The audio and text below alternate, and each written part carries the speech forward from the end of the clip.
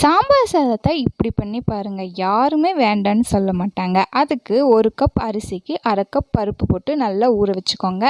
அதை நல்லா க்ளீனாக களைஞ்சி எடுத்துட்டு 4 கப் தண்ணி சேர்த்துட்டு அது கூடவே பெருங்காயம், மஞ்சத்தூள், தேவைப்பட்டால் விளக்கெண்ணெய் 3யும் ஊற்றி நம்ம அடுப்பில் எடுத்து வச்சிடலாம். விளக்கெண்ணெய் வேணால் ஆட் பண்ணிக்கோங்க, இல்லைன்னா ஸ்கிப் பண்ணிக்கோங்க. அதுக்கப்புறம் விசில் போட வேண்டாம், சும்மாவே நம்மளோட அடுப்பில் வச்சிடலாம். வச்சுட்டு அதுக்கப்புறம் நமக்கு இந்த சாப்பாட்டுக்கு தேவையான காய்கறிகள், உங்கள் வீட்டில் என்ன காய்கறி இருக்கோ, கேரட், பீன்ஸ் எது வேணாலும் அதை நல்லா கட் பண்ணி எடுத்துக்கோங்க. முள்ளங்கி போடுற மாதிரி இருந்தால் அதோட பச்சை வாசனை நிறைய பேர்த்துக்கு பிடிக்காது. அதனால் அது லைட்டாக ஆயிலில் வதக்கி போட்டுக்கோங்க. அதுக்கப்புறம் இந்த சைடு இருக்கிற அடுப்பில் கடாய் வச்சு எண்ணெய் ஊற்றி கடுகு போட்டு நல்லா கடுகு பொரியிற வரைக்கும் வெயிட் பண்ணிக்கோங்க. அதுக்கப்புறம் கொஞ்சமாக சீரகம் போட்டுக்கோங்க. சீரகம் போட்டு சீரகமும் நல்லா இது வெடித்து வந்ததுக்கப்புறம் ஒரு கைப்பிடி சின்ன வெங்காயத்தை ஆட் பண்ணிக்கோங்க. பெரிய வெங்காயம் வேண்டாம், சின்ன வெங்காயம் தான் ரொம்பவே டேஸ்ட்டாக இருக்கும். அதனால் சின்ன வெங்காயத்தை நீங்கள் ஆட் பண்ணிக்கோங்க. சின்ன வெங்காயத்தை நல்லா தாளிச்சுட்டுட்டு அதுக்கப்புறம் இடித்த ஒரு 5-6 பல் பூண்டை இது கூடயே ஆட் பண்ணி நல்லா தாளித்து விட்டுக்கோங்க. அதோட வாசம் செம்மையாக இருக்குங்க. அதுக்கப்புறம் மறுபடியும் காஞ்ச மிளகா, கருவேப்பிலை இதெல்லாம் போட்டு நல்லா வதக்கி வச்சுட்டு நான் இன்றைக்கி என்னென்ன வெஜிடபிள்ஸ் எடுத்துருக்கேன் தெரியுமா? அதுக்கு முன்னாடி நம்ம அடுப்பில் இந்த சைடு இந்த மாதிரி ரைஸ் நல்லா வெந்திருக்கான்னு பார்த்துக்கிட்டே இருக்கணும். நான் இன்றைக்கி மாங்காய், அப்புறம் உருளைக்கிழங்கு, முருங்கைக்காய், தக்காளி, முள்ளங்கி இந்த மாதிரி வெஜிடபிள்ஸ்லாம் எடுத்துருக்கேன். நீங்கள் இன்னும் வேணுனாலுமே கேரட், பீன்ஸ், பட்டாணி இது வேணாலும் ஆட் பண்ணிக்கலாம். ரொம்பவே டேஸ்ட்டாக இருக்கும். இதில் மாங்காய் ஆட் பண்ணியிருக்கிறங்காட்டி நீங்கள் புளி சேர்க்க தேவையில்லை. நீங்கள் மாங்காய் போடலை அப்படின்னா மறக்காமல் புளி சேர்த்துக்கோங்க. இப்போது நம்ம போட்ட இந்த வெஜிடபிள்ஸ் எல்லாத்தையும் நல்லா எண்ணெயிலே வதக்கி விடலாம். ஓரளவுக்கு நல்லா வதங்கினதுக்கப்புறம் உப்பு ஆட் பண்ணிக்கலாம். உப்பு ஆட் பண்ணி வதக்குனா நல்லா வதங்கிடும். அப்புறம் நம்ம இந்த சைடு நம்ம செக் பண்ணிக்கணும், நம்ம அரிசி வெந்துக்கிட்டே இருக்கா அப்படின்னு பார்த்துக்கோங்க. இப்போது இதில் கொஞ்சம் உப்பு ஆட் பண்ணி நல்லா வதக்கிக்கோங்க.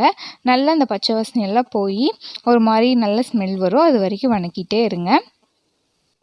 பருப்பு சாப்பாடை நிறைய பேர் நிறைய டிஃப்ரெண்ட்டாக செய்வாங்க. ஆனால் இந்த மாதிரி செஞ்சு பார்த்திங்கன்னா கண்டிப்பாக எல்லாத்துக்குமே ரொம்ப பிடிக்கும். கண்டிப்பாக ட்ரை பண்ணி பாருங்கள்.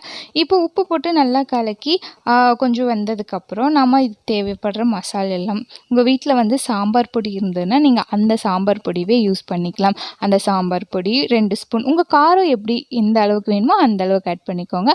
அதுக்கப்புறம் மஞ்சத்தூள் இது 2யுமே போட்டு நல்லா வதக்கி விட்டுக்கோங்க.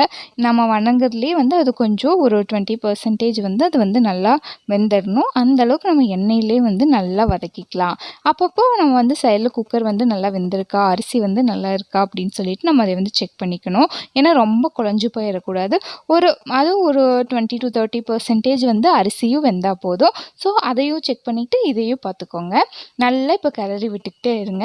இப்போல்லாம் சம்மரில் நம்ம வீட்டில் இருந்து சமைக்கிறது அடுப்புக்கிட்ட அப்படின்னா ரொம்பவே கஷ்டமாக இருக்கும். குழம்பு, ரசம், பொரியல் எல்லாம் வச்சு முடிக்கிறதுக்குள்ளே பார்த்திங்கன்னா ஒரு வழி ஆயிடுவோம். இப்போ பாருங்கள், அரிசி இந்த மாதிரி ஒரு பக்குவத்தில் இருக்கணும். ஸோ இது இருந்தால் போதும். இப்போ கொஞ்சம் சிம்மில் வச்சுக்கோங்க. சிம்மில் வச்சுட்டு இந்த சைடு நம்ம வதக்குறது எல்லாமே கரெக்டாக இருக்கான்னு பார்த்துக்கோங்க. அப்புறம் அதையும் நல்லா வதக்கி விட்டுக்கிட்டே இருங்க. நல்லா வதங்கினதுக்கப்புறம் ஒரு 20% வெந்தால் போதும், ரொம்பலாம் வேகணுங்கிற அவசியம் இல்லை. அதுக்கப்புறம் இந்த நம்ம வதக்கி வச்சுக்கிற எல்லாத்தையும் நம்ம அப்படியே குக்கருக்கு மாற்றிக்கலாம். மாற்றிட்டு கொஞ்சம் எந்த கப்பில் அரிசி எடுத்தீங்களோ அதே கப்பில் 1/2 கப் தண்ணி ஊற்றிக்கோங்க. தண்ணி ஊற்றி அந்த எல்லாத்தையும் குக்கருக்கு ட்ரான்ஸ்ஃபர் பண்ணி அதை நல்லா கலக்கி விட்டுக்கோங்க. கலக்கி விட்டுட்டு நீங்கள் உப்பு, காரம் எல்லாம் கரெக்டாக இருக்கான்னு பார்த்துக்கோங்க. எனக்கு கொஞ்சம் மஞ்சப்பொடி பத்தல, மஞ்சப்பொடி கொஞ்சம் போட்டுட்டு பெருங்காயம் லைட்டாக ஆட் பண்ணிவிட்டு நெய் ஆட் பண்ணிக்கோங்க. நெய்யோட ஃப்ளேவர் ரொம்பவே சூப்பராக இருக்கும். இந்த சாம்பார் சாதத்துக்கு நெய் போட்டு அவ்வளோ டேஸ்ட்டாக இருக்குங்க. இதை எல்லாத்தையும் போட்டு நல்லா கலக்கிக்கோங்க. கலக்கிட்டு இப்போ உப்பு எல்லாமே கரெக்டாக இருக்கான்னு பார்த்துக்கோங்க. பார்த்துட்டு உங்களுக்கு வேணும்னா மல்லித்தலை போட்டுக்கலாம். இப்போ நான் புளி ஆட் பண்ணல, ஏன்னா நான் மாங்காய் சேர்த்துருக்கேன். ஸோ உங்கள் குக்கரை நீங்கள் க்ளோஸ் பண்ணி ஒரு 4 விசில் விட்டால் போதுங்க. இப்போது விசில் ஆஃப் பண்ணிவிட்டு நம்ம குக்கர் ஓப்பன் பண்ணி பார்க்கலாம் எப்படி இருக்குன்னு சொல்லிட்டு. சூப்பராக வந்திருக்குங்க. ரொம்ப கொல கொலன்னு பிடிக்காதவங்கெல்லாம் இந்த மாதிரி சாப்பிட்டிங்கன்னா நல்லாயிருக்கும். இப்போது இதில் ஒரு 2 ஸ்பூன் நெய், அதுக்கப்புறம் நல்லா கொல கொலன்னு நல்லாவே கிளறி விட்டு சாப்பிட்டோம் அப்படின்னா சூப்பராக இருக்குங்க. நீங்கள் வந்து ட்ரை பண்ணி பாருங்கள். எப்படி இருக்குது அப்படிங்கிறத வந்து மறக்காமல் கமெண்ட் பண்ணி பாருங்கள். செம்ம டேஸ்டான ஹெல்த்தியான ரெசிபிங்க இது. தேங்க்யூ.